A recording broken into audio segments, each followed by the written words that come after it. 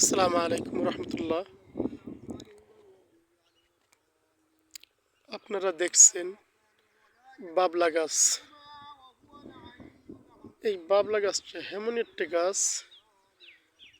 যে এর কাঠটা খুব জব্দ, গায়ে কাটা হয়। এই কাটা অনেক সময় যাদের ক্ষতি করে তাবিজের ভিতরে দিয়ে তদবির করতে হয়। তো এই বাবলা গাছ এর আর একটা গুণ আছে, এর পাতা যদি কোনো ব্যক্তি এই চালি পাতা খায়, তাহলে খাওয়ার পরে পানি খেলে মুখটা মুখে পানি নিলেই মিষ্টি হয়ে যায়। একটা গুণ আছে, দারুণ গুণ আল্লাহ দেওয়া গাছে।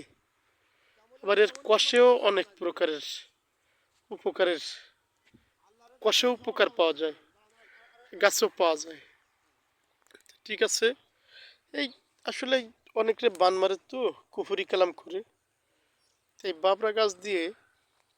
বাবরা গাছের কাটা এবং তদবির দিয়ে দিয়ে দিলে ওর শরীরে আর আল্লাহর রহমতে জাদু বান লাগবে না। যে যেখান থেকে দেখবেন, লাইক শেয়ার কমেন্ট ফলো দিয়ে সাথে থাকবেন। আল্লাহ হাফেজ।